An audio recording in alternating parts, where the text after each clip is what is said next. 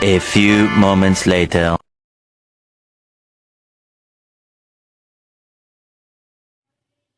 Minyak bumi adalah benda cair yang kental, berwarna gelap, yang biasa terdapat jauh di bawah permukaan bumi. Apakah kalian tahu dari mana asal minyak bumi? Jutaan tahun yang lalu, hiduplah berbagai hewan dan tumbuhan di bumi. Ada yang hidup di darat, ada juga yang hidup di laut. Sisa-sisa hewan dan tumbuhan yang sudah mati ini akhirnya mengeras dan membentuk lalu menjadi fosil dan tertimbun oleh endapan pasir, lumpur, dan zat-zat lainnya. Selama jutaan tahun, fosil-fosil ini tertekan oleh tekanan alami bumi dan terpanaskan suhu bumi. Selama tertimbun bakteri pengurai juga ikut mengubah fosil-fosil itu sehingga menjadi senyawa hidrokarbon. Senyawa inilah yang menjadi asal-usul terbentuknya minyak bumi, gas alam dan batu bara. Minyak bumi sering ditemukan di waduk-waduk besar di daerah batuan andasan yang memiliki pori-pori di bawah meter dalamnya di bawah tanah, namun ada juga yang ditemukan pada kolam-kolam permukaan bumi. Negara penghasil minyak bumi terbesar adalah Rusia, Amerika Serikat, Arab Saudi, dan Iran. Untuk proses pembuatannya, minyak mentah dari bawah tanah diangkut ke tempat penyulingan untuk diolah menjadi beberapa manfaat bagi manusia.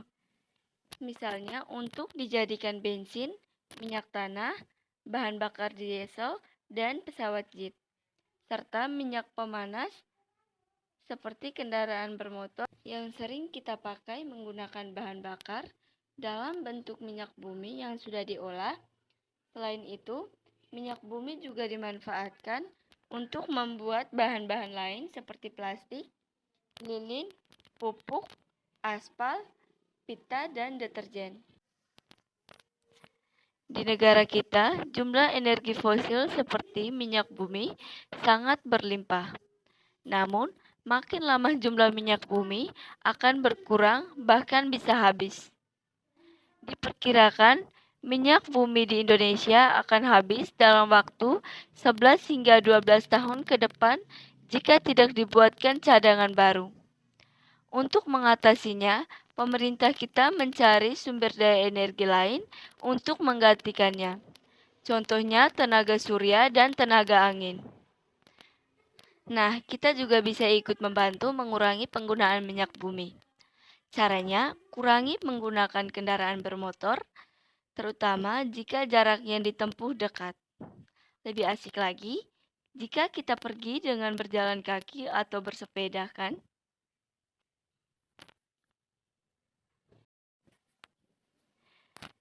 Pada akhir 2021 kemarin, publik Indonesia sempat dibuat tercengang dengan berita kalau premium dan pertalite akan dihapuskan.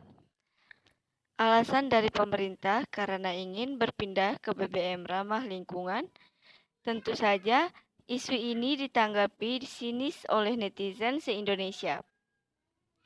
Karena BBM premium seperti Pertamax dan Pertamax Turbo dianggap sangat mahal. Proses pembuatan bahan bakar minyak. Pertama, mari kita mulai proses pengoboran. Seperti yang kita tahu, proses ini berada di dua tempat, yaitu daratan dan juga lautan. Secara garis besar, mau itu darat ataupun laut, semuanya memiliki prinsip kerja yang sama. Sekarang kita sudah sampai di fasilitas pengeboran minyak yang ada di darat. Proses pengeboran minyak di sini dilakukan dengan menciptakan sumur minyak. Untuk membuat sumur minyak, sebenarnya kegiatannya cukup simpel, yaitu pertama, permukaan bumi dibor.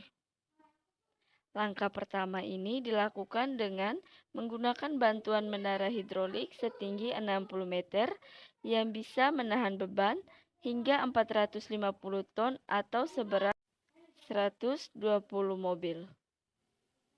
Masalah kekuatan putaran bor yang digunakan itu berputar sepanjang 50 hingga 120 kali dalam 1 menit.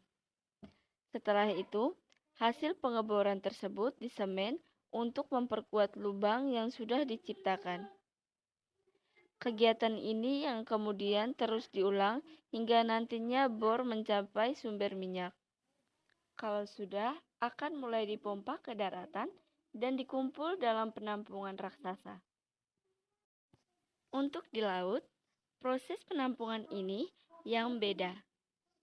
Karena minyaknya diangkut menggunakan kapal tanker, tentu proses ini memiliki risiko tinggi, di mana sudah banyak kejadian kecelakaan tumpahan minyak yang akhirnya merusak ekosistem di lautan. Jadi, memang risiko pengeboran di lautan itu jauh lebih besar ditimbang di daratan, makanya harus dilakukan dengan ekstra hati-hati. Setelah disimpan di penampungan tadi, saatnya minyak bumi yang baru didapatkan masuk ke tahap selanjutnya, yaitu proses destinasi. Proses ini merupakan proses pemisahan berbagai komponen dari minyak mentah ini.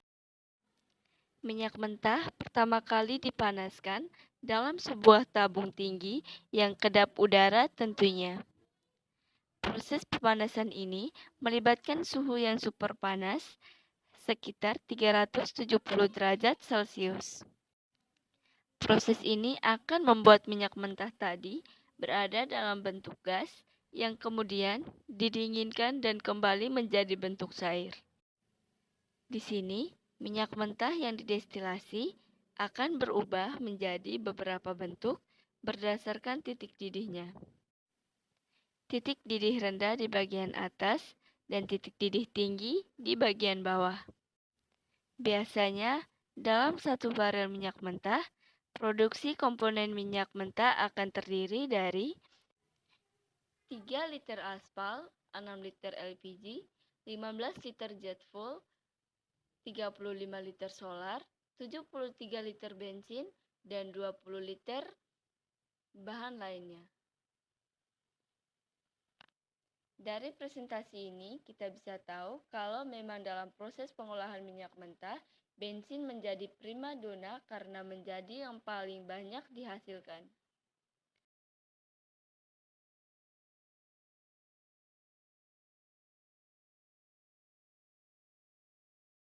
Selanjutnya, minyak yang sudah terbagi menjadi beberapa produk akan dipisahkan dalam kontainer-kontainer besar untuk proses selanjutnya. Di tiap kontainer ini, minyak yang diproduksi akan mengalami proses hardening. Secara ilmiah, proses ini diperuntukkan untuk memutus rantai karbon penyusun minyak menggunakan katalis agar komponen minyak menjadi lebih ringan. Secara sederhana, proses ini seperti memotong sebuah papan panjang menjadi papan-papan pendek supaya lebih mudah untuk digunakan. Selanjutnya, kita masuk di kontainer minyak produksi lainnya, yaitu kontainer untuk nafta. Secara penampakan, nafta ini memang hampir mirip seperti bensin, namun kalau ditelusuri lebih dalam, ternyata rantai hidrokarbon yang membentuk nafta itu lebih rumit ditimbang rantai hidrokarbon bensin yang lurus. Karena struktur inilah, daftar masuk ke dalam proses selanjutnya, yaitu proses reforming, yaitu pembentukan ulang.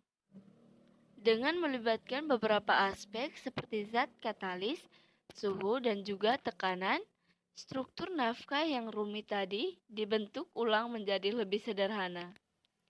Dengan adanya perubahan ini, nafkah yang tadinya tidak bisa digunakan, layaknya bensin, sudah bisa digunakan.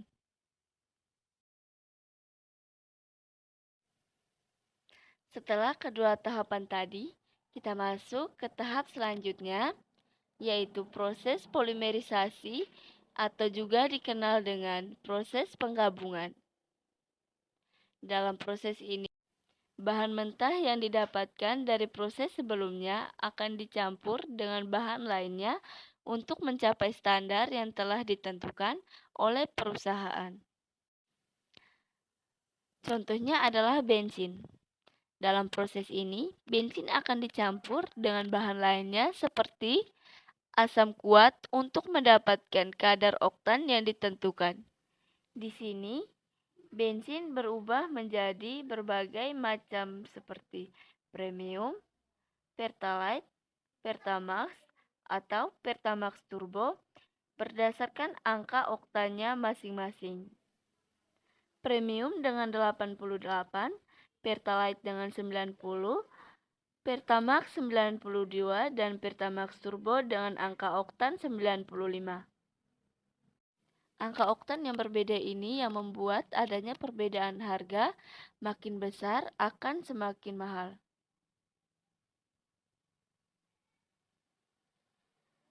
Jika proses penggabungan tadi sudah selesai, maka semua minyak yang dihasilkan akan masuk ke kontainer berikutnya. Di penampungan ini, minyak akan melalui proses treating yang dilakukan untuk mendapatkan minyak yang lebih bersih dan lebih bermutu. Hal ini dilakukan supaya semua minyak yang dihasilkan bisa lebih ramah terhadap manusia dan juga untuk lingkungan. Jika proses pembersihan ini sudah selesai, maka minyak yang dihasilkan siap untuk diangkut lalu didistribusikan ke tempat penyaluran BBM, seperti pom bensin yang ada di dekat. Pembakaran minyak bumi. Pembakaran minyak bumi adalah reaksi kimia di mana minyak bumi terbakar untuk menghasilkan energi panas. Proses ini sering terjadi dalam pembangkit listrik dan transportasi. Pencemaran udara. Pencemaran udara langsung. Pembakaran minyak bumi menghasilkan pencemaran udara langsung dalam bentuk partikel dan senyawa kimia beracun. Dampak pada kesehatan. Pencemaran ini berkontribusi pada meningkatnya masalah pernapasan, terutama pada populasi yang rentan. Pencemaran tidak langsung. Emisi dapat bereaksi dengan komponen lain atmosfer, menyebabkan terbentuknya polusi sekunder. Dampak terhadap kesehatan manusia yang pertama masalah pernapasan. Peningkatan asma, iritasi saluran pernapasan, dan kemampuan paru-paru yang terpengaruh. Yang kedua, penyakit kardiovaskular. Risiko stroke, penyakit jantung, dan tekanan darah tinggi dapat meningkat karena paparan polusi udara. Yang ketiga, dampak pada anak-anak. Paparan polusi udara dapat berdampak lebih besar pada perkembangan fisik dan kognitif anak-anak. Dampak terhadap lingkungan, depleksi ozon, emisi dapat merusak lapisan ozon, meningkatkan risiko radiasi UV yang merugikan biosfer. Kehilangan keanekaragaman hayati. Pencemaran dan perubahan iklim dapat mengakibatkan kehilangan spesies dan kerusakan ekosistem. Upaya mitigasi pengurangan dampak. Yang pertama, energi terbarukan. Promosi penggunaan energi terbarukan untuk mengurangi emisi. Yang kedua, penyuluhan dan regulasi. Peningkatan kesadaran dan standar regulasi yang lebih ketat terkait lingkungan. Yang ketiga, teknologi ramah lingkungan. Pengembangan teknologi baru untuk mengurangi dampak dari pembakaran minyak bumi.